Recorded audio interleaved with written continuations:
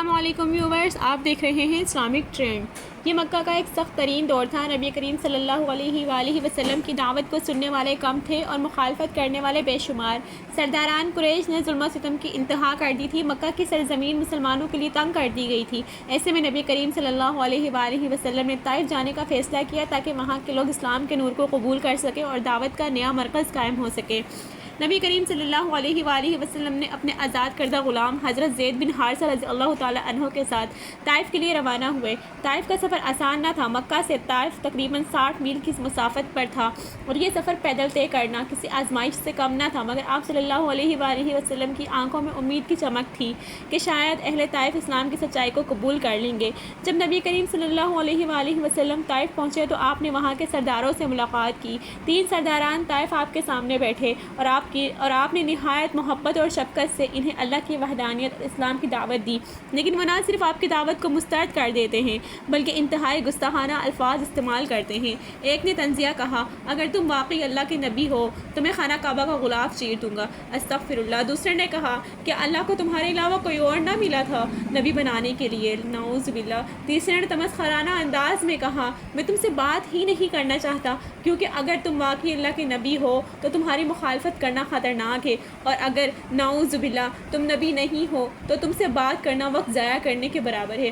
نبی کریم صلی اللہ علیہ وآلہ وسلم کا دل دکھی ہو گیا، مگر آپ نے ہمت نہ ہاری۔ آپ نے ان سے درخواست کی کہ اگر وہ اسلام قبول نہیں کرتے تو کم از کم دعوت کے کام میں رکاوٹ نہ ڈالیں، مگر ان سرداروں نے نہ صرف آپ صلی اللہ علیہ وآلہ وسلم کو دھتکارا بلکہ طائف کے شریر اور ناسمجھ لوگوں کو اکسا دیا کہ وہ آپ صلی اللہ علیہ وآلہ وسلم پر پتھر برسائیں۔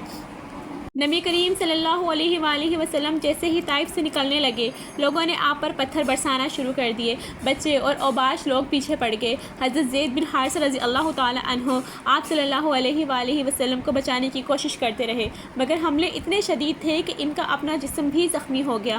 نبی کریم صلی اللہ علیہ وآلہ وسلم کے مبارک جسم سے خون بہنے لگا۔ آپ صلی اللہ علیہ وآلہ وسلم کے نالین خون سے بھر گئے، یہاں تک کہ آپ صلی اللہ علیہ وآلہ وسلم ایک انگوروں کے باغ میں جا کر بیٹھ گئے۔ یہ باغ عتبہ اور شیبہ 2 قریشی سرداروں کا تھا۔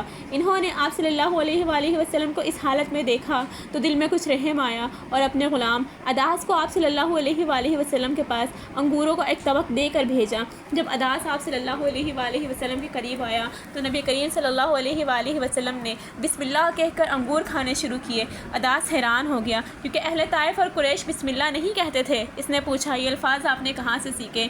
آپ صلی اللہ علیہ وآلہ وسلم نے پوچھا، تم کہاں کے رہنے والے ہو اور تمہارا دین کیا ہے؟ اداس نے کہا، میں نینوا کا رہنے والا ہوں اور عیسائی ہوں۔ آپ صلی اللہ علیہ وآلہ وسلم نے فرمایا، تم حضرت یونس کی قوم کے ہو؟ اداس حیران رہ گیا اور بولا، آپ یونس علیہ السلام کو کیسے جانتے ہیں؟ نبی کریم صلی اللہ علیہ وآلہ وسلم نے فرمایا، یونس علیہ السلام میرے بھائی تھے، وہ بھی نبی تھے اور میں بھی نبی ہوں۔ یہ سنتے ہی اداس نبی کریم صلی اللہ علیہ وآلہ وسلم کو ہاتھوں کو بوسہ دینے لگا اور اسلام قبول کر لیا۔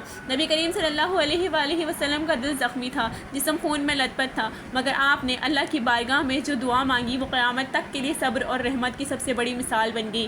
آپ نے آسمان کی طرف ہاتھ بلند کیے اور کہا، اے اللہ، میں تجھ سے اپنی کمزوری، اپنی بے بسی اور لوگوں کی نظروں میں اپنی بے قدری کی فریاد کرتا ہوں۔ اے سب سے زیادہ رحم کرنے والے، تو کمزوروں کا رب ہے اور میرا رب بھی تو ہی ہے۔ تو مجھے کس کے حوالے کر رہا ہے؟ کسی دور کے دشمن کے یا کسی ایسے دشمن کے جو مجھ پر قابو پالے؟ اگر تم مجھ سے ناراض نہیں ہے تو مجھے کسی بات کی پرواہ نہیں ہے۔ یہ دعا زمین و آسمان میں ہلچل مچا دیتی ہے۔ حضرت جبرائیل علیہ السلام حاضر ہوتے ہیں اور کہتے ہیں، اے اللہ کے رسول صلی اللہ علیہ وآلہ وسلم، اللہ نے آپ کی قوم کی گستاخی سنی اور ان کے ظلم ستم کو دیکھا۔ اگر آپ چاہیں تو میں پہاڑوں کے فرشتے کو حکم دوں کہ وہ طائف کے دونوں پہاڑوں کو آپس میں ملا دے تاکہ یہ بستی ہمیشہ کے لیے تباہ ہو جائے۔ یہ ایک سنہری موقع تھا۔ اگر نبی کریم صلی اللہ علیہ وآلہ وسلم چاہتے تو طائف کے تمام لوگ نیست و نابود ہو جاتے، مگر رحمت للعالمین کا دل کسی اور ہی مٹی سے بنا تھا۔ آپ صلی اللہ علیہ وآلہ وسلم نے فرمایا، نہیں، میں یہ نہیں چاہتا۔ میں امید رکھتا ہوں کہ اللہ ان کی نسل میں ایسے لوگ پیدا کرے گا جو ایک اللہ کی عبادت کریں گے اور اس کے ساتھ کسی کو شریک نہیں ٹھہرائیں گے۔ یہ کہہ کر آپ صلی اللہ علیہ وآلہ وسلم نے اپنے ہاتھ دعا کے لیے بلند کر دیے، اے اللہ، اگر یہ لوگ ایمان نہیں لائے تو ان کی نسل میں وہ لوگ پیدا کر جو تیری عبادت کریں۔ یہ ہے نبی کریم صلی اللہ علیہ وآلہ وسلم کی سیرت کا وہ پہلو جو ہمیں صبر، استقامت اور دشمن کے ساتھ بھی رحمت اور محبت کا درس دیتا ہے۔ طائف کے لوگ جنہوں نے آپ صلی اللہ علیہ وآلہ وسلم پر ظلم کیا، انہی کی نسل سے بعد میں عظیم مسلمان پیدا ہوئے۔ آج اگر ہم پر کوئی ظلم کرے، ہمیں تکلیف دے، تو ہمیں بھی نبی کریم صلی اللہ علیہ وآلہ وسلم کی سنت کو اپنانا چاہیے۔ بد دعا دینے کی بجائے دعا دینی چاہیے، نفرت کی بجائے محبت کا پیغام دینے چاہیے۔ اللہ ہمیں نبی کریم صلی اللہ علیہ وآلہ وسلم کی سیرت پر عمل کرنے کی توفیق عطا فرمائے، آمین ثم آمین۔ کیسی لگی آپ کو ہماری ویڈیو؟ ہمیں کامنٹ میں ضرور بتایا کریں۔ ہماری ویڈیو کو لائک کریں، شیئر کریں، سبسکرائب کریں۔ تو ملتے ہیں نیکسٹ ویڈیو میں، تب تک کے لیے اپنا بہت سارا خیال رکھیے گا۔ اللہ حافظ۔